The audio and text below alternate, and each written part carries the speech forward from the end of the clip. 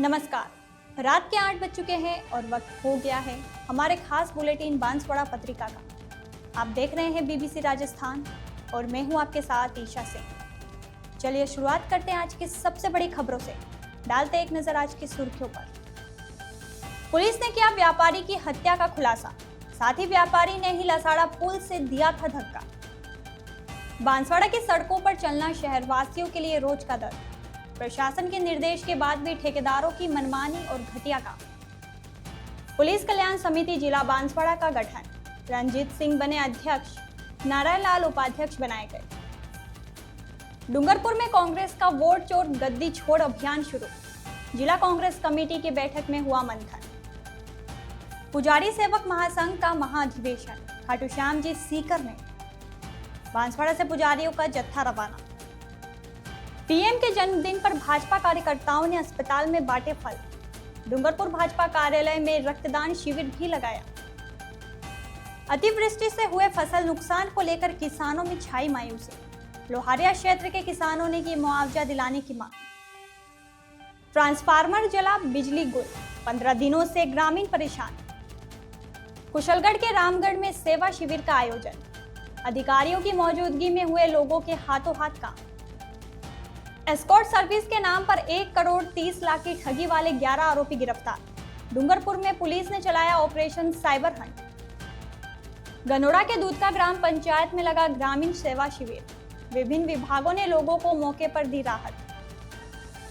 मयूर मिल में विश्वकर्मा जयंती पर हुए धार्मिक अनुष्ठान, अधिकारियों ने किया हवन और मशीनों का पूजन भी हुआ।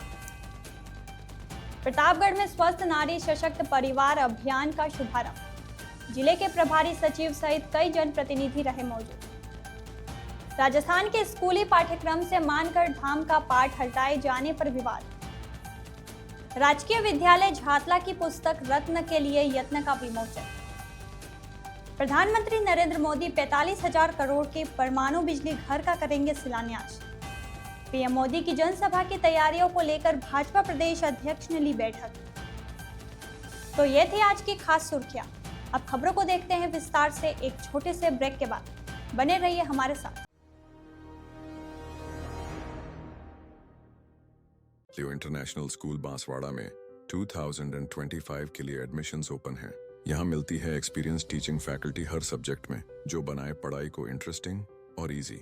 यहाँ पर हैं शानदार स्पोर्ट्स फैसिलिटीज जैसे क्रिकेट, फुटबॉल, बास्केटबॉल, एथलेटिक्स और कई इंडोर आउटडोर गेम्स। बॉयज और गर्ल्स के लिए अलग अलग हॉस्टल की सुविधा, सेफ और कंफर्टेबल स्टे। हर एरिया के लिए ट्रांसपोर्ट फैसिलिटी भी अवेलेबल है। स्कूल में है modern science labs, computer lab और फुली अपडेटेड लाइब्रेरी। ये सिर्फ एक स्कूल नहीं, एक सपनों की शुरुआत है। तो देर किस बात की, आज ही एडमिशन के लिए कांटेक्ट करें लियो इंटरनेशनल स्कूल बांसवाड़ा।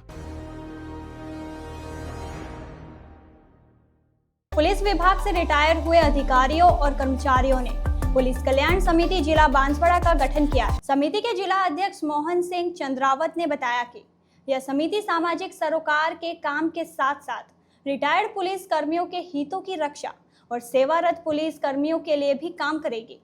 गनोड़ा के ज्वाला माता मंदिर परिसर में पुलिस कल्याण समिति जिला बांसवाड़ा के पदाधिकारियों के स्वागत सत्कार के कार्यक्रम के साथ साथ गनोड़ा ब्लॉक की नवीन कार्यकारिणी का भी गठन किया गया। इस नवीन कार्यकारिणी में रंजीत सिंह चौहान को ब्लॉक अध्यक्ष और नारायण लाल जोशी को ब्लॉक उपाध्यक्ष नियुक्त किया गया। इसके साथ ही ब्लॉक संरक्षक के रूप में गोविंद सिंह और नरपत सिंह को नियुक्त किया गया है। कोषाध्यक्ष के लिए लांबापाड़ा के मनोहर सिंह और सचिव पद के लिए नरपत सिंह दुकवाड़ा को मनोनीत किया गया। सह सचिव के रूप में नंदलाल बूढ़ा बस्सी और संगठन मंत्री लाल सिंह चौहान को नियुक्त किया गया है। नवनियुक्त पदाधिकारियों ने संगठन के प्रति पूर्ण श्रद्धा और विश्वास व्यक्त करते हुए संगठन की विचारधारा, संगठन की रीति नीति और संगठन के द्वारा किए जाने वाली आगामी कार्यों के बारे में चर्चा की। क्या कार्यक्रम हुआ आज? राजस्थान सेवानिवृत्त पुलिस कल्याण संस्थान जिला बांसवाड़ा की ब्लॉक गनोड़ा की कार्यकारिणी का गठन आज किया गया है, जिसमें सर्वसम्मति से श्री रणजीत सिंह जी को चीरावाला गढ़ा को आज ब्लॉक अध्यक्ष के रूप में मनोनीत किया गया है। साथ में ही उपाध्यक्ष के रूप में नारायण लाल जी जोशी को और संरक्षक के रूप में श्री लाल सिंह जी टांडा और गोविंद सिंह जी अमर सिंह का गढ़ा, श्री नरपत सिंह जी चीरेवाला गढ़ा को मनोनीत किए गए हैं। इसी तरह से कार्यकारिणी का सर्वसम्मति से आज गठन कर लिया गया है और इसी तरह से पूरे जिले के अंदर भी ये हमारा प्रयास जारी है कि पूरे जिले के हर ब्लॉक पर इसी तरह से कार्यकारिणी का गठन होगा। पूर्व में हमारी इसी तरह से कार्यकारिणी का गठन आनंदपुरी का हो चुका है और इसी तरह से पूरे जिले में। तो ये पुलिस कल्याण जो समिति बना रहे हो, इसका उद्देश्य क्या रहेगा? ये है कि सेवानिवृत्त पुलिस अधिकारी जो भी हैं उन सब की समस्याओं का समाधान करना, साथ ही हर तरह के वेलफेयर का काम करना। वर्तमान में जो कार्यरत कर्मचारी हैं, पुलिसगण हैं, उनकी भी कोई भी समस्या हो तो उसके लिए भी समाधान का प्रयास करना और सेवानिवृत्त कर्मचारियों की भी समस्याओं का समाधान करना, ये हमारा परम लक्ष्य है और यही उद्देश्य है। ठीक है। कांग्रेस पार्टी की ओर से शुरू किए गए वोट चोर गद्दी छोड़ अभियान के तहत डूंगरपुर जिला कांग्रेस कमेटी में बैठक आयोजित हुई। वही अभियान के डूंगरपुर जिला प्रभारी राकेश पारिक के नेतृत्व में अभियान को सफल बनाने पर चर्चा हुई। इस दौरान वक्ताओं ने अपने उद्बोधन में भाजपा पर चुनाव आयोग से मिलकर वोट चोरी करने और जनता को धोखा देने के आरोप लगाए। कांग्रेस कार्यालय में आयोजित हुई बैठक में अभियान प्रभारी राकेश पारिक सहित कांग्रेस जिला अध्यक्ष वल्लभराम पाटीदार, पूर्व सांसद ताराचंद भगोरा और पूर्व राज्य मंत्री डॉक्टर शंकर यादव सहित पदाधिकारी और जिले भर से आए कांग्रेस कार्यकर्ता मौजूद रहे। बैठक को संबोधित करते हुए पूर्व विधायक और अभियान के जिला प्रभारी राकेश पारिक ने बताया कि कांग्रेस नेता राहुल गांधी द्वारा वोट चोरी के खुलासे के बाद कांग्रेस ने देश भर में भाजपा के खिलाफ अभियान शुरू किया है। 15 सितंबर से 15 अक्टूबर तक चलने वाले इस अभियान के तहत कांग्रेस पार्टी गांव-गांव जाकर लोगों को बताएगी कि कैसे भाजपा चुनाव के दौरान चुनाव आयोग से मिलकर वोट चोरी करते हैं। इस दौरान लोगों से हस्ताक्षर करवाते हुए उनका समर्थन भी जुटाया जाएगा। पारिक ने कहा कि डूंगरपुर जिले में अभियान को सफल बनाने के लिए कांग्रेस पदाधिकारियों को जिम्मेदारियां सौंपी गई है। आने वाले दिनों में पार्टी का कार्यकर्ता हर गांव ठाणी में जाकर भाजपा सरकार की विफलताओं और वोट चोरी मामले को लेकर आम जन को जागरूक करेगा। यही है आज जिले का हुआ कार्यक्रम। जिला हमारे इस कार्यक्रम के लिए प्रदेश कांग्रेस कमेटी ने अलग प्रभारी भी लगाया हुआ है, वो भी यहाँ पे आएंगे। हम ब्लॉक स्तर पे जो कार्यकर्ता लगाएंगे आपस में एक दूसरे से कड़ी जोड़ते हुए पूरी जनमानस में ऐसा एहसास कराएंगे कि जो राहुल जी ने बीड़ा उठाया है वोट चोर गद्दी छोड़ का, उस वोट चोर गद्दी छोड़ के मामले में पूरे जिले में जनमत को जागृत करेंगे, जिससे आने वाले समय में इन वोट चोरों से लोगों को राहत मिल सके। भारतीय जनता पार्टी प्रधानमंत्री नरेंद्र मोदी का 75वां जन्मदिन सेवा पखवाड़े के रूप में मना रही है। इसी के तहत भाजपा की ओर से डूंगरपुर जिला अस्पताल में मरीजों को फल वितरण किया गया। वहीं भाजपा कार्यालय में रक्तदान शिविर का आयोजन किया गया, जिसमें भाजपा जिला अध्यक्ष व महामंत्री सहित कुल 33 भाजपा कार्यकर्ताओं ने रक्तदान किया। भाजपा जिला अध्यक्ष अशोक पटेल ने बताया कि प्रधानमंत्री नरेंद्र मोदी का जन्मदिन भाजपा सेवा पखवाड़े के रूप में मना रही है। इसी के तहत पखवाड़े के पहले दिन डूंगरपुर जिला अस्पताल में भर्ती मरीजों को फल वितरण किया गया। वहीं इसके बाद भाजपा कार्यालय में रक्तदान शिविर का आयोजन किया गया। शिविर में भाजपा कार्यकर्ताओं ने बढ़ चढ़कर हिस्सा लिया। इस दौरान जिला महामंत्री पंकज जैन सहित 33 भाजपा कार्यकर्ताओं ने रक्तदान किया। जिला अध्यक्ष ने कहा कि रक्तदान सबसे बड़ा दान होता है और व्यक्ति अपने रक्त की बूंद से किसी व्यक्ति का जीवन बचा सकता है। इस मौके पर उन्होंने सेवा पखवाड़े के तहत आयोजित होने वाले विभिन्न कार्यक्रमों के बारे में भी बताया। मोदी जी का 75वां जन्म दिवस है, उस उपलक्ष्य में सेवा पखवाड़ा के तहत हमारे पूरे प्रदेश और राष्ट्र से जो कार्यक्रम मिले हैं, उसमें सबसे पहला कार्यक्रम हमारा रक्तदान शिविर है। युवा मोर्चा के जो लोग हैं और 60 साल के उम्र वाले हैं जो कार्यकर्ता हैं, और कार्यकर्ता के अलावा भी जो रक्तदान देना चाहे मोदी जी के जन्मदिन पर रक्तदान करवा रहे हैं हम पार्टी कार्यालय में। दूसरा, हमने सुबह जाके मरीजों को फल वितरण किए और उनके स्वस्थ होने की कामना की हमने। इसके अलावा स्वच्छता का भी कार्यक्रम चलेगा, जहाँ जहाँ भी गंदगी है वहाँ हमारे कार्यकर्ता की स्वच्छता करेंगे। इसके अलावा कुछ कार्यक्रम ऐसे हैं कि मोदी जी की जीवनी के बारे में प्रदर्शनी लगाएंगे। बांसवाड़ा जिले के गनौड़ा अंतर्गत ग्राम पंचायत मोटाटाड़ा के गांव जेताजी का गढ़ा में पिछले 15 दिनों से ट्रांसफार्मर जलने से ग्रामीणों का जीवन बुरी तरह प्रभावित हो रहा है। ग्रामीणों ने डिस्कॉम के अधिकारियों को लिखित और ऑनलाइन सूचना दी है, लेकिन अभी तक कोई कार्रवाई नहीं हुई है। बिजली की अनुपलब्धता के कारण ग्रामीण पानी की समस्या, बच्चों की पढ़ाई में बाधा और मच्छरों के कारण बीमारियों की आशंका का सामना कर रहे हैं। ग्रामीणों ने ट्रांसफार्मर के पास जाकर विरोध जताया और चेतावनी दी है कि अगर 2 दिन में ट्रांसफार्मर नहीं बदला गया तो वे जीएसएस पर आंदोलन करेंगे और इसकी जिम्मेदारी विद्युत विभाग और प्रशासन की होगी। विरोध जताने वालों में करण सिंह, प्रवीण सिंह, लक्ष्मण सिंह, चिराग, कीर्तिन, प्रिंस और अन्य ग्रामीण शामिल थे। सरकार के आदेश अनुसार कुशलगढ़ क्षेत्र के ग्राम पंचायत रामगढ़ में सेवा पर्व पखवाड़े के अंतर्गत ग्रामीण सेवा शिविर का आयोजन किया गया। इस शिविर में कुशलगढ़ उपखंड अधिकारी ने उपस्थित होकर शिविर में होने वाले कार्यों के विस्तार से बताया। कुशलगढ़ तहसीलदार शंकरलाल मैड़ा और विकास अधिकारी रामराज मीना ने भी ग्राम पंचायत में उपस्थित होकर जनता की समस्याओं को सुना और समस्याओं के समाधान के उपाय बताए। शिविर में सभी विभाग के कर्मचारी और अधिकारी उपस्थित रहे। शिविर में दस्तावेज तैयार किए गए और तत्काल रूप से जन्म प्रमाण पत्र दिए गए। मोटेशन की प्रक्रिया भी की गई और रामगढ़ का बहुत पुराना गलती से हुए नामांतरण में सुधार किया गया।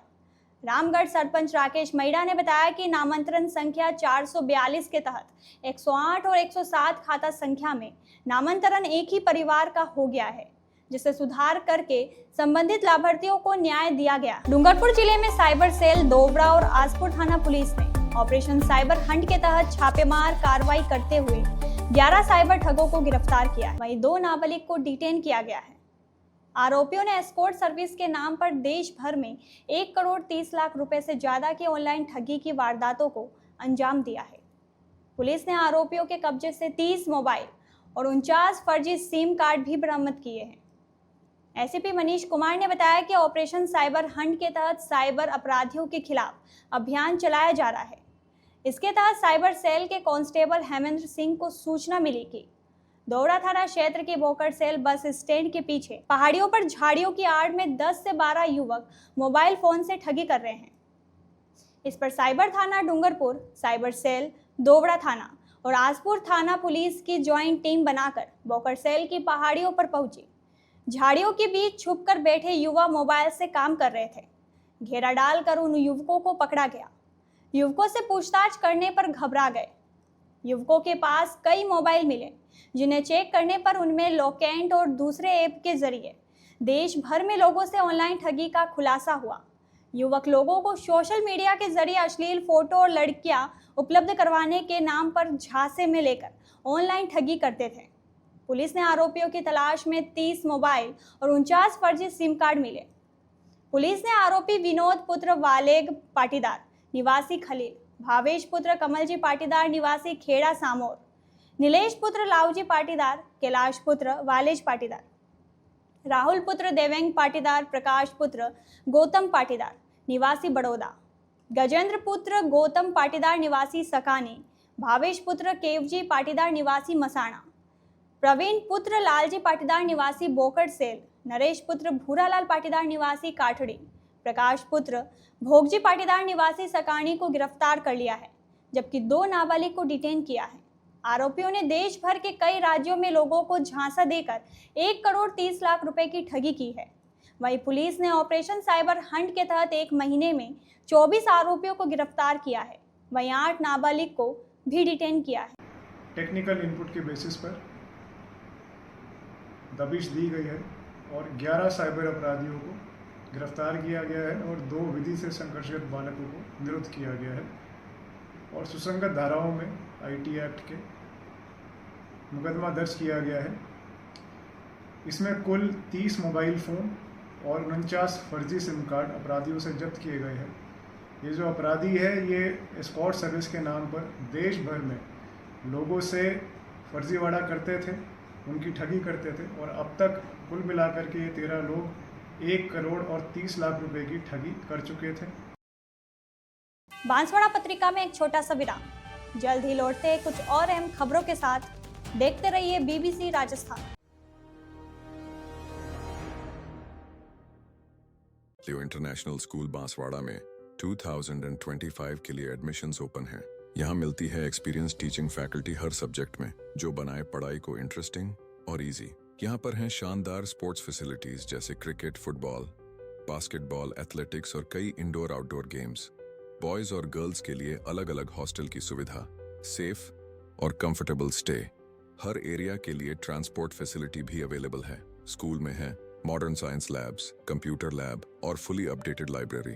ये सिर्फ एक स्कूल नहीं, एक सपनों की शुरुआत है। तो देर किस बात की, आज ही एडमिशन के लिए कांटेक्ट करें लियो इंटरनेशनल स्कूल बांसवाड़ा।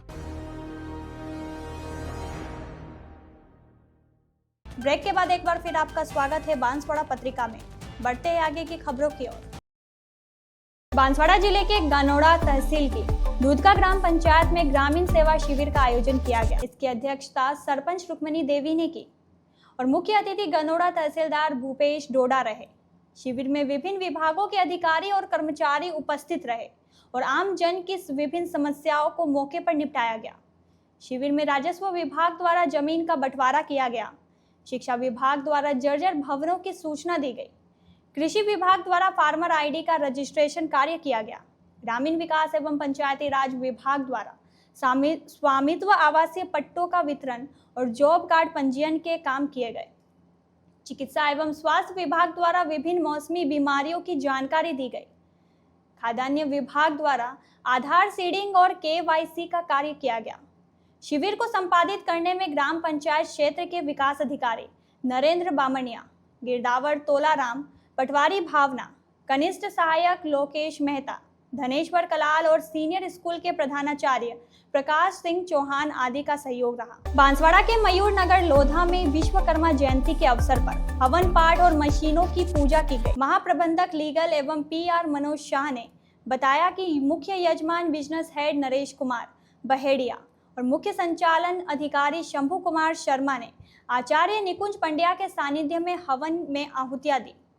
साथ ही संस्थान की मशीनों की पूजा अर्चना की और सभी को शुभकामनाएं दी।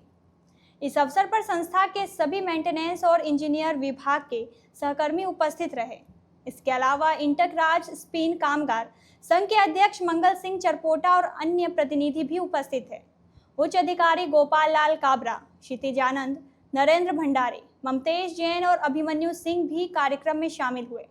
कार्यक्रम का संचालन और आभार महाप्रबंधक प्रीतम गुजर ने किया। प्रतापगढ़ में सेवा पर पखवाड़ा के अंतर्गत चिकित्सा विभाग द्वारा जिला अस्पताल परिसर में स्वस्थ नारी सशक्त परिवार अभियान का शुभारंभ किया गया। मुख्य अतिथि सभापति राम कन्या गुर्जर ने इसकी शुरुआत की। इस अवसर पर अतिरिक्त महानिदेशक HCM उदयपुर ML चौहान और जिला प्रभारी सचिव भी विशिष्ट अतिथि के रूप में उपस्थित रहे। जिला प्रभारी सचिव ने अधिकारियों को शिविरों में आमजन की अधिकतम भागीदारी सुनिश्चित करने के निर्देश दिए। उन्होंने कहा कि चिकित्सा विभाग की जिम्मेदारी है कि आमजन को गुणवत्तापूर्ण स्वास्थ्य सेवाएं उपलब्ध कराई जाए और योजनाओं की जानकारी सुनिश्चित की जाए। कार्यक्रम में जिला कलेक्टर डॉक्टर अंजलि राजौरिया, अतिरिक्त जिला collector Vijayesh Kumar Pandya, CMHO doctor Jeevaram Meena, PMO doctor Alok Yadav सहित जनप्रतिनिधि और अधिकारी उपस्थित रहे। सभी ने वर्चुअली माननीय प्रधानमंत्री नरेंद्र मोदी का उद्बोधन बड़ी LED स्क्रीन पर सुना। मुख्य अतिथि राम कन्या गुर्जर ने कहा कि शिविरों के माध्यम से आमजन को स्वास्थ्य सेवाएं उपलब्ध कराना और योजनाओं की जानकारी सुनिश्चित करना चिकित्सा विभाग की जिम्मेदारी है। मंच का संचालन कवि सुरेंद्र सुमन और नीलम कटलाना ने किया। राजस्थान राज्य शैक्षिक अनुसंधान व प्रशिक्षण परिषद द्वारा स्कूली किताबों से आदिवासी नायकों से जुड़े पाठ हटाने का सिलसिला जारी। पहले 5वीं कक्षा की अंग्रेजी किताब से कालीबाई भील का पाठ हटाने पर हुए विवाद के बाद अब 4वीं कक्षा की अंग्रेजी किताब में मानगढ़ धाम का पाठ हटाने पर नया राजनीतिक घमासान छिड़ गया है। इस फैसले को लेकर कांग्रेस, भारत आदिवासी पार्टी और भाजपा आमने सामने हैं। कांग्रेस और बाप पार्टी का आरोप है कि यह आदिवासी समाज के महानायकों के इतिहास को मिटाने की साजिश है, जबकि भाजपा इसे विपक्षी दलों की भ्रमित करने वाली राजनीति बता रही है। मानगढ़ धाम को अक्सर राजस्थान का जलियांवाला बाग कहा जाता है। यह भारतीय स्वतंत्रता संग्राम का एक महत्वपूर्ण अध्याय है। 17 नवंबर 1913 को संत गोविंद गुरु के नेतृत्व में हजारों आदिवासी मानगढ़ पहाड़ी पर एकत्रित हुए थे। अंग्रेजी हुकूमत ने इसे विद्रोह मानते हुए उन पर अंधाधुंध गोलीबारी कर दी। इस नरसंहार में करीब 2500 आदिवासी शहीद हो गए थे।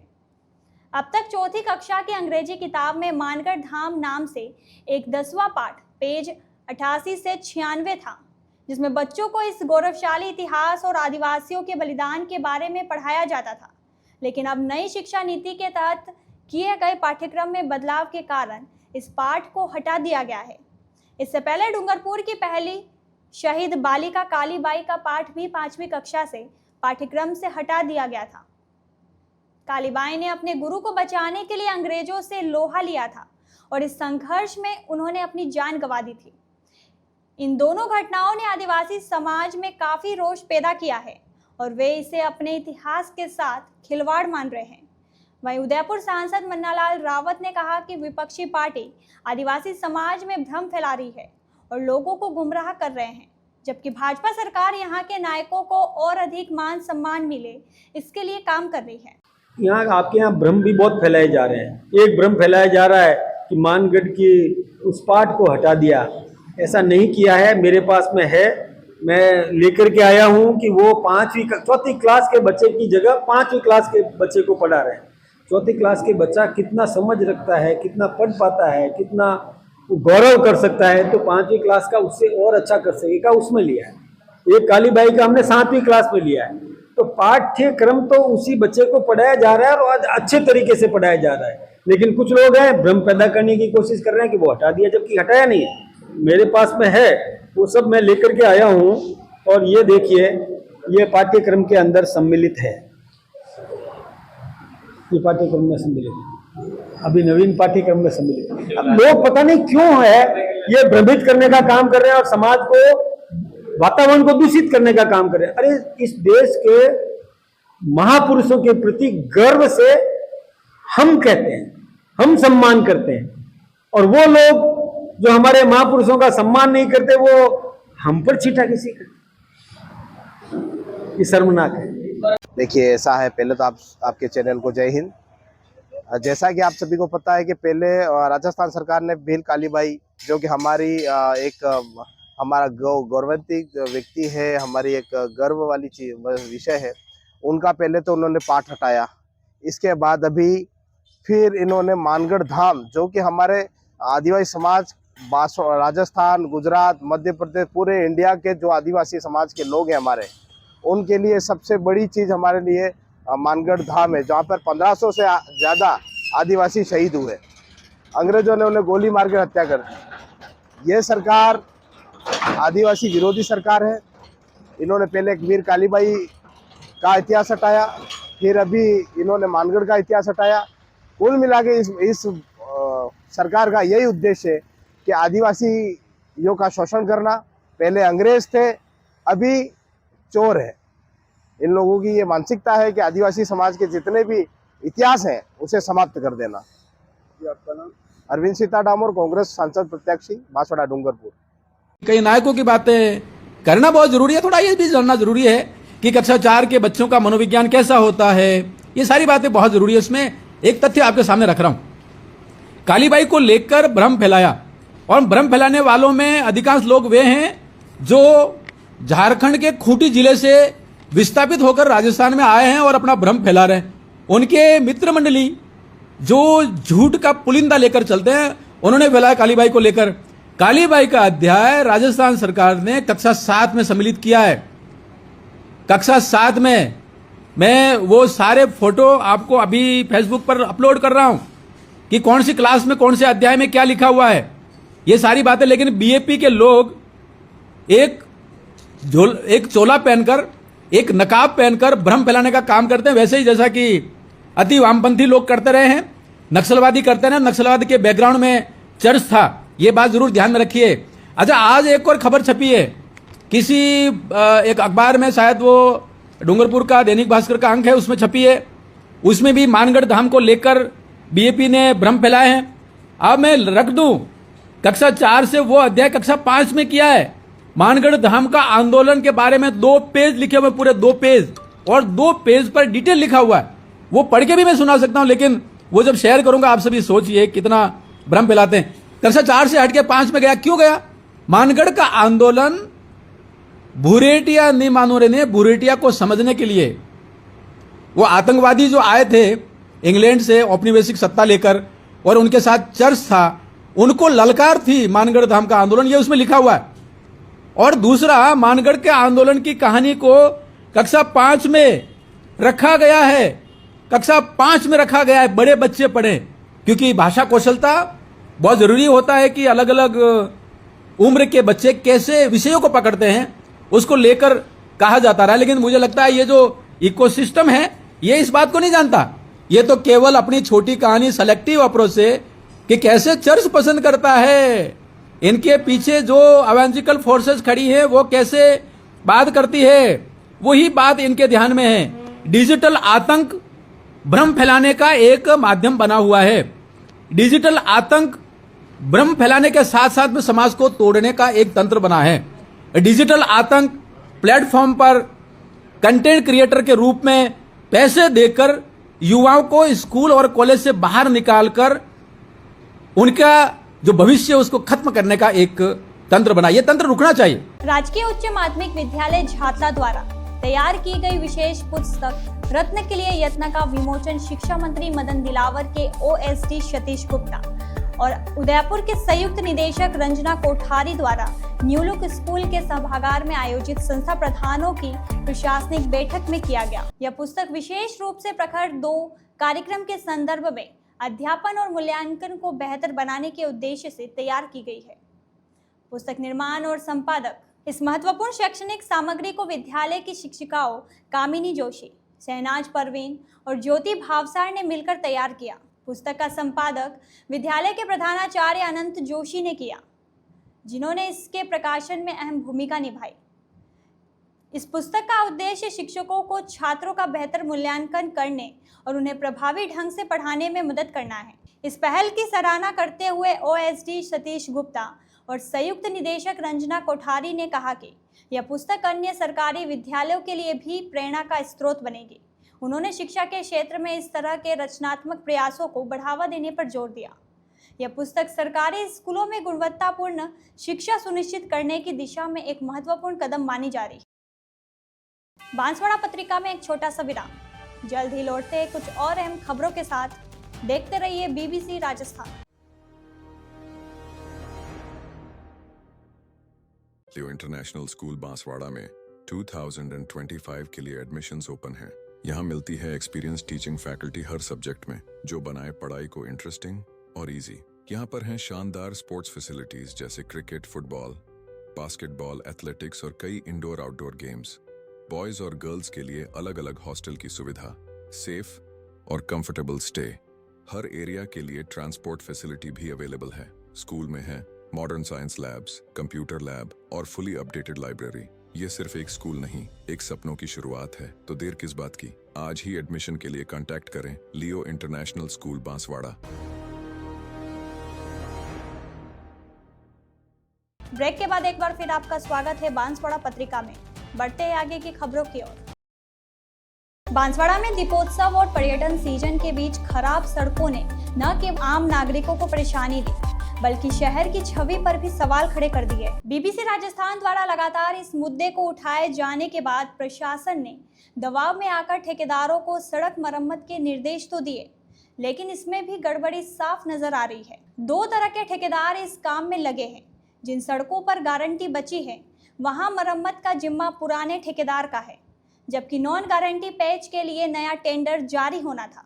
लेकिन हकीकत यह है कि ठेके 25 से 32% कम दर पर दिए गए हैं, जिससे मरम्मत की गुणवत्ता पर अब बड़ा सवाल खड़ा होता है। 15 सितंबर से काम शुरू होने का वादा करने वाली प्रशासनिक मशीनरी अब तक निष्क्रिय है। ठेकेदारों ने अपनी सुविधा अनुसार 22 सितंबर की तारीख तय कर ली। इसी बीच शहर में एक नॉन गारंटी पेज पर बिना किसी वर्क ऑर्डर और बिना निगरानी के काम शुरू कर दिया गया।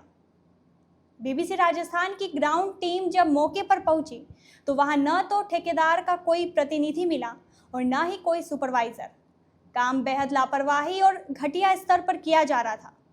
यह पूरा घटनाक्रम PWD विभाग की लापरवाही और प्रशासनिक उदासीनता को उजागर करता है। अब देखना यह है कि इन पेच वर्क से शहरवासियों को कितना फायदा मिल पाता है। ठेकेदार है वो, उनका नाम क्या है? हाँ, ये बिना वर्क ऑर्डर के काम चल रहा है? अरे इधर तो देखो यार। ओ भैया, अरे आप ठेकेदार हो? पुजारी सेवक महासंघ राजस्थान के नेतृत्व में द्वितीय महाधिवेशन खाटू श्याम जी सीकर में 19 सितंबर को आयोजित किया जा रहा है। इस महाधिवेशन में प्रदेश के अलावा मध्य प्रदेश, गुजरात, उत्तर प्रदेश, महाराष्ट्र आदि जगहों से करीब 10,000 से अधिक पुजारी पहुंचेंगे। पुजारी सेवक महासंघ की 11 सूत्री मांगे राज्य सरकार और केंद्र सरकार को दी जाएगी, जिनमें सनातन हिंदू बोर्ड, देश के सभी मंदिरों को सरकारी नियंत्रण से मुक्त कराना, देश में पुजारी संरक्षण अधिनियम, पुजारियों को सामान्य किसान की तरह सरकारी योजनाओं का लाभ दिलाना, देश में मंदिर पुजारियों की संपत्ति पर अतिक्रमण रोकने जैसे मुद्दे शामिल हैं। आज बांसवाड़ा से करीब 101 से अधिक पुजारियों का जत्था लियो सर्कल से रवाना हुआ है। विप्र फाउंडेशन के प्रदेश महामंत्री योगेश जोशी, ईश्वरदास वैष्णव, पुजारी सेवक महासंघ बांसवाड़ा से प्रदेश संगठन मंत्री गौरी शंकर शर्मा और अन्य विप्र पुजारियों की मौजूदगी में बस को हरी झंडी दिखाकर रवाना किया गया। बांसवाड़ा जिले के लोहारिया पंचायत क्षेत्र में बारिश के मौसम में हुई अतिवृष्टि से सोयाबीन, मक्का आदि फसलें चौपट हो गई है। इससे किसान मायूसी के दौर से गुजरने पर मजबूर है। पूर्व सरपंच और वर्तमान लेम्स उपाध्यक्ष देवीलाल कलाल ने बताया कि अतिवृष्टि से लगभग 90 से 95% फसलें खराब हो चुकी है। किसान शांतिलाल तेली ने बताया कि उन्होंने 25 किलोग्राम सोयाबीन बोया था, जिसमें से 1 किलोग्राम भी वापस नहीं मिलेगा। इसके साथ ही घास भी लगातार बारिश के चलते सड़ चुकी है। मवेशियों के लिए भी चारे की समस्या खड़ी हो गई है। किसानों ने सरकार और प्रशासन से मांग की है कि जल्द से जल्द गिरदावरी कराई जाए ताकि किसानों को हुई फसल नुकसान से राहत मिल सके। किसानों का कहना है कि फसल नुकसान का ऑनलाइन प्रोसेस नहीं होकर ऑफलाइन गिरदावरी और सर्वे करवाए जाए ताकि सभी किसानों को फायदा हो सके। लोहारिया पटवारी भाग्यश्री जोशी ने बताया कि अतिवृष्टि से फसल खराब हुई है, उसका सर्वे कर जल्द ही गिरदावरी की जाएगी ताकि किसानों को फायदा हो सके। उन्होंने बताया कि पूर्व में ऑनलाइन प्रोसेस हुआ था, लेकिन सिस्टम की तकनीकी मिस्टेक के कारण किसानों को लाभ नहीं मिल पाया था। अब सभी काम व्यवस्थित होगा ताकि किसानों को फसल नुकसान का मुआवजा समय पर मिल सके। प्रधानमंत्री नरेंद्र मोदी की 25 सितंबर को बांसवाड़ा में प्रस्तावित जनसभा और 45,000 करोड़ रुपए की लागत से निर्मित होने वाले परमाणु बिजली घर के शिलान्यास कार्यक्रम की तैयारियों को लेकर भाजपा ने गतिविधियां तेज कर दी है। इसी क्रम में भाजपा प्रदेश अध्यक्ष मदन राठौर और पूर्व नेता प्रतिपक्ष राजेंद्र राठौर गुरुवार को बांसवाड़ा पहुंचे। उन्होंने भाजपा जिला कार्यालय में आयोजित बैठक में हिस्सा लिया। बैठक में सेवा पखवाड़ा और आगामी जनसभा की तैयारियों पर चर्चा की गई, जिसका उद्देश्य कार्यकर्ताओं की अधिकतम भागीदारी सुनिश्चित करना था। इस मौके पर टीएडी मंत्री बाबूलाल खराड़ी, पूर्व मंत्री महेंद्रजीत सिंह मालविया, पूर्व मंत्री भवानी जोशी, पूर्व मंत्री धन सिंह रावत, भाजपा जिला अध्यक्ष पुंजीलाल गायरी सहित अन्य पदाधिकारी और कार्यकर्ता मौजूद रहे। इस दौरान मदन राठौर ने परमाणु ऊर्जा परियोजना का विरोध कर रहे लोगों पर जमकर निशाना साधा। उन्होंने कहा कि यह परियोजना पूरे क्षेत्र के लिए वरदान साबित होगी, क्योंकि इससे बिजली की समस्या का समाधान होगा, उद्योगों में बढ़ावा मिलेगा और बड़े पैमानों पर रोजगार पैदा होंगे। उन्होंने बताया कि प्रभावित किसानों को उनकी जमीन की कीमत से 4 गुना अधिक मुआवजा दिया जा रहा है। राठौर ने आरोप लगाया कि विरोधी दल भोले भाले लोगों को गुमराह कर अपनी राजनीति चमका रहे हैं। राठौर ने जीएसटी को लेकर किए गए सुधारों का बचाव किया और कहा कि सरकार ने आम लोगों की सुविधाओं के लिए कई टैक्सों पर एक ही कर में मिला दिया है। उन्होंने यह भी बताया कि रोजमर्रा की चीजों पर टैक्स कम या खत्म कर दिया है, जिससे वह सस्ती हो जाएगी। पाठ्यक्रम से मानगढ़ धाम और कालीबाई के पाठ हटाने के आरोपों में उन्होंने पूरी तरह से गलत बताया है। उन्होंने स्पष्ट किया कि मानगढ़ धाम का पाठ 4वीं कक्षा से हटाकर अब 5वीं कक्षा में और कालीबाई का पाठ 7वीं कक्षा में जोड़ा गया है, ताकि छात्र इन ऐतिहासिक घटनाओं को बेहतर ढंग से समझ सके। विधानसभा में लगे कैमरों पर मचे विवाद को लेकर मदन राठौर ने कहा कि ये कैमरे विधानसभा के गठन के समय से ही लगे हुए हैं और इसमें कुछ भी नया नहीं है। उन्होंने विधानसभा अध्यक्ष पर लगाए गए आरोपों को निराधार बताया। इसके साथ ही उन्होंने धर्मांतरण विरोध कानून का समर्थन करते हुए कहा कि सरकार ने लालच या दबाव से धर्म परिवर्तन कराने वालों के खिलाफ सख्त कानून बनाया है, जिसमें आर्थिक और कानूनी दंड का प्रावधान है। मोटागांव पुलिस ने गुमशुदा व्यापारी सुरेश सोनी की हत्या के सनसनीखेज मामले का पर्दाफाश करते हुए उनके साथी व्यापारी हर्षित शर्मा को गिरफ्तार कर लिया है। मोटागांव निवासी सुरेश सोनी और हर्षित शर्मा 8 सितंबर को दोपहर करीब 1 बजे सुरेश की कार से निकले थे और उसके बाद से ही लापता हो गए थे। दोनों के फोन बंद आ रहे थे। 11 सितंबर को सुरेश सोनी का शव माही नदी के फलातेड़ा नदी से बरामद हुआ, जिसके बाद हत्या का संदेह गहरा गया। उसी दिन लसाड़ा पुल के नीचे सुरेश सोनी की कार भी निकाली गई, जिसमें हर्षित के जूते मिले थे। पुलिस ने दोनों के लापता होने की रिपोर्ट दर्ज कर जांच शुरू की। इस दौरान हर्षित के बारे में सूचना मिली कि वह मुंबई में अपने रिश्तेदार नितेश के पास है। नितेश उसे रतलाम लेकर आया, जहां से पुलिस ने हर्षित को हिरासत में ले लिया। पूछताछ में हर्षित ने विरोधाभासी बयान दिए, लेकिन गहनता से पूछताछ करने पर उसने अपना जुर्म कबूल कर लिया। पुलिस के अनुसार हर्षित ने कर्ज से छुटकारा पाने के लिए सुरेश की हत्या की योजना बनाई थी। उसने सुरेश को अत्यधिक शराब पिलाई और फिर माही नदी के लसाड़ा पुल पर गाड़ी रोकी। दोनों के बीच झगड़ा हुआ, जिसके बाद हर्षित ने सुरेश को पुल से नीचे धक्का दे दिया, जिससे उसकी मौत हो गई। मोटागांव थाना अधिकारी राम सिंह के नेतृत्व में गठित टीम ने इस पूरे मामले की जांच की। टीम ने सीसीटीवी फुटेज और अन्य साक्ष्य जुटाए, जिससे हर्षित का जुर्म साबित हुआ। पुलिस ने मामला दर्ज कर हर्षित शर्मा को गिरफ्तार कर लिया है। आगे की जांच जारी है। तो ये थी आज की बड़ी खबरें। ऐसे ही सटीक और तेज खबरों के लिए देखते रहिए रोजाना रात 8 बजे बांसवाड़ा पत्रिका। अगर आप भी अपने क्षेत्र, संस्था, समाज या संगठन की खबरें हमारे साथ साझा करना चाहते हैं तो हमें संपर्क करें 9414102499 पर। और प्रदेश की हर ताज़ा जानकारी के लिए सब्सक्राइब करें हमारा इंस्टाग्राम और यूट्यूब चैनल BBC राजस्थान।